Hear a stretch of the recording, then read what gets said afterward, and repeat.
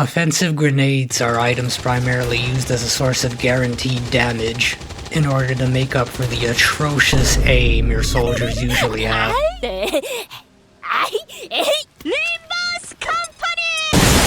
many cases, they are also used for cover breaking. Oh no.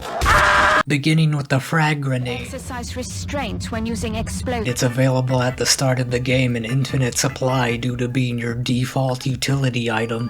Dealing a moderate amount of damage, it does just a little bit of everything. With good cover breaking abilities and a little bit of armor shredding, this'll do just about whatever you want it to do. After finishing the plasma grenade project, the frag grenade turns into the plasma grenade, giving it 1 extra damage overall and doubles the destructive power of it, which will make it break cover more easily, and will cause vehicles to immediately blow up, instead of only being partially damaged and blowing up the next turn.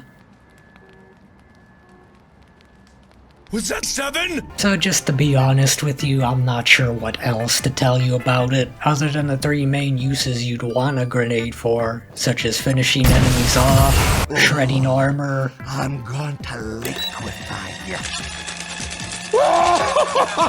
or using it to break cover. Huh? And watch as your soldiers still miss anyways cause they can't aim for shit! The incendiary grenade immediately sets itself apart from the frag grenade by sacrificing any direct cover damage to instead light everything in the blast radius on fire, which can potentially break cover over the next few turns, but I'm gonna be real, that probably won't matter. That being said, the game says that the incendiary grenade does the highest blast damage, but if you're playing on War of the Chosen, which you probably are, that's just a fat fucking lie, as it has the lowest blast damage out of all the grenades. Once you upgrade it with advanced explosives, it does have the highest blast damage. The main selling point of this grenade anyways is the burn effect, which does heavy damage over time, Truly archaic. and disables almost everything any unit can do, making enemies be able to do nothing but shoot at you normally while on fire. It also gives them a small aim penalty on top of that.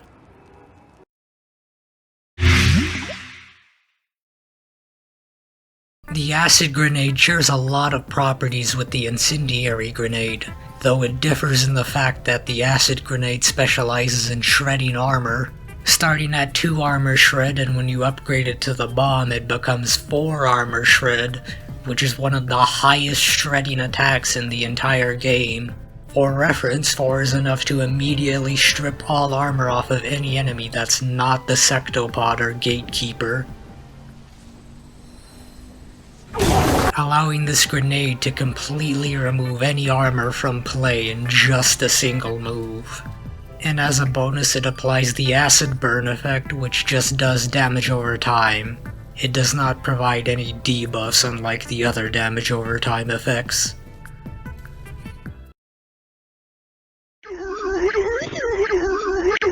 If you're someone who happens to like the Vipers, you'll love the gas grenade. Being the Viper spit with blast damage, this serves a largely similar purpose to the incendiary grenade, though instead the gas grenade has a bigger blast radius with the poison effect, which provides a not so insignificant aim penalty,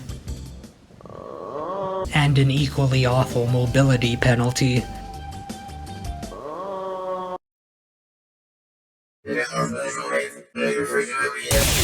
Finally, in a new direction, the EMP sets itself apart from the last 3 grenades by specializing against robotic enemies, as the only grenade that can stun or disorient robotic enemies in addition to doing a sizable amount of damage to them, which also ignores armor.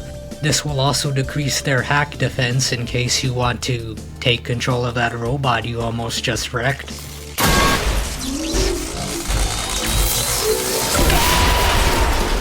And this goes without saying, but this obviously does literally nothing to anything that's not a robotic unit.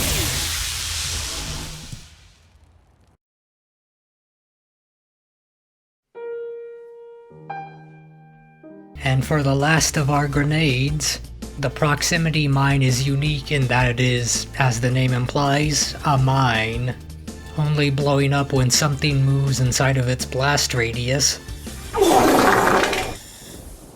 Throwing it out will not reveal you if you're concealed, but when it blows up it will reveal you. Though that also makes for an incredible ambush tool, by letting it reveal you into an Overwatch party, not only dealing free damage but also giving the next turn entirely to you. Oh, and also for some reason placing it attracts lost swords. As you'd probably imagine, some enemies are immune to the effects of the experimental grenades, and for that reason I have prepared this helpful list of what enemies are immune to which grenade for you to look at, so you can pause now if you'd like to read it. Other than that, each of these grenades are all about as equally as good as each other in my honest opinion. Use them up to your preference and have fun completely ruining the day of every enemy you come across.